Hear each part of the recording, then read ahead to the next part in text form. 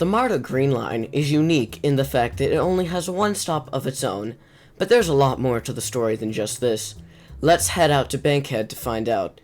Joining me in the Bankhead segment of this video will be fellow transit YouTuber Shortline819. The MARTA Green Line, then known as the Proctor Creek Line, opened on December 29th, 1992.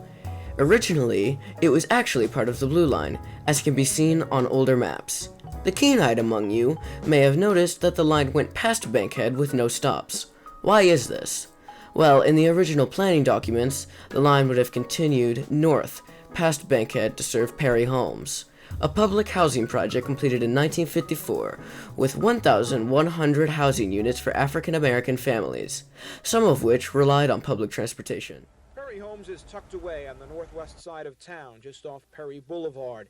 It is only 5 miles from downtown, yet it might as well be an ocean away. There is no sea separating Perry Homes from the rest of Atlanta, but it is in fact an island of poverty. This island is inhabited by about 3,800 people.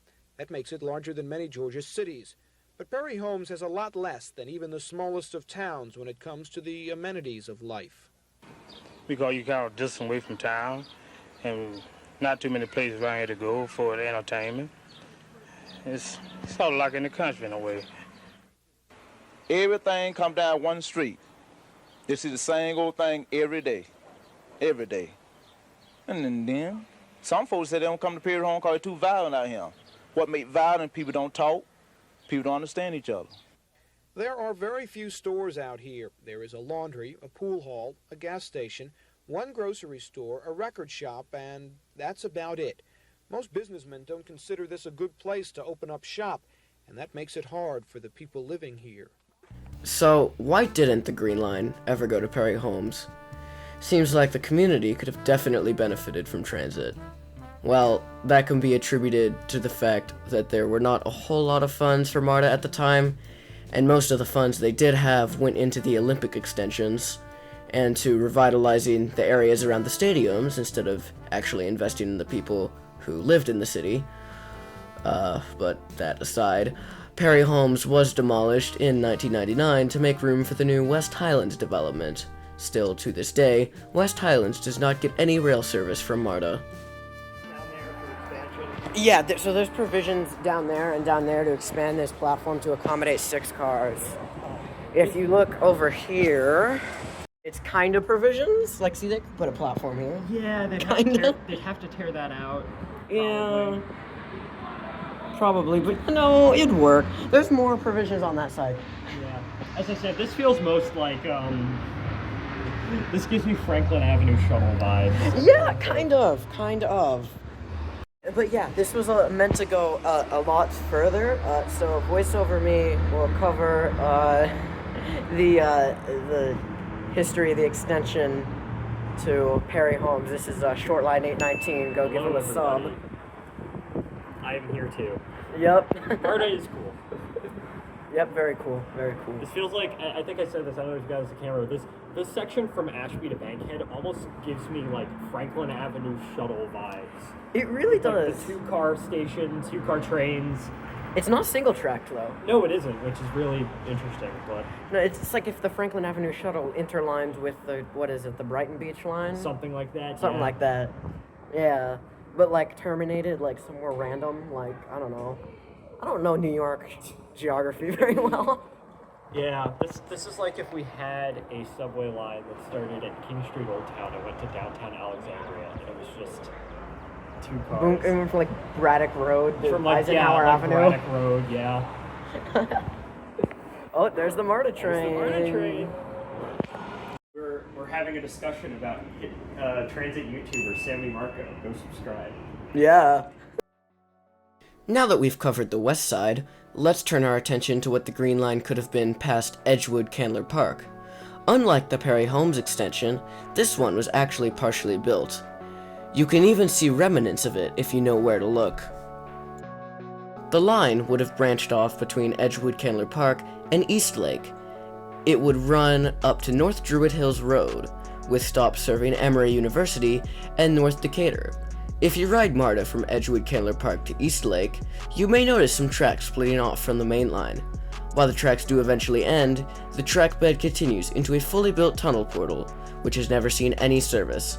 The project was killed due to lack of funding and NIMBYs, primarily in the North Druid Hills area.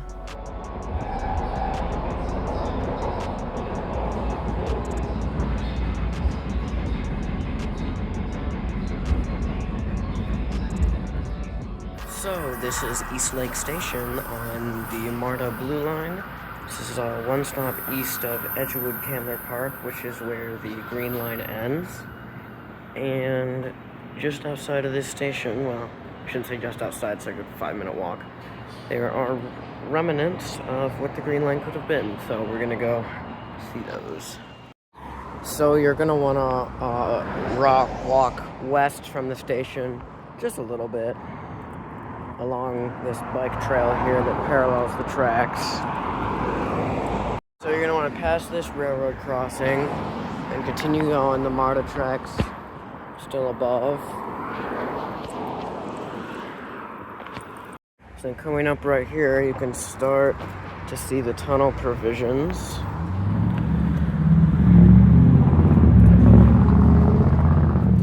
So this right here is the tunnel for the line that would branch off the main line and head up to North Druid Hills and Emory University. It's a very, very cool tunnel. They got a lot of cool street art in there. But yeah, there's a remnant if you know where to look. So what the tracks would have done is they would have branched off there, come down this way, and then ran ground level here, and then head over that way, and through those trees is the entrance to the tunnel. So as you can see, here we have the tunnel. Is that gate open? So if you can see, I don't know if y'all can see too well from here. There we go. The gate's open. So technically, if I wanted to, I could go in there and explore. I mean, I value my freedom, so I don't know if I want to do that. So after the tunnel portal descends into the tunnel, I think it just goes under this road for like 200 feet, and then it ends. And then that's all they built. So yeah, this is the rail corridor it would have followed.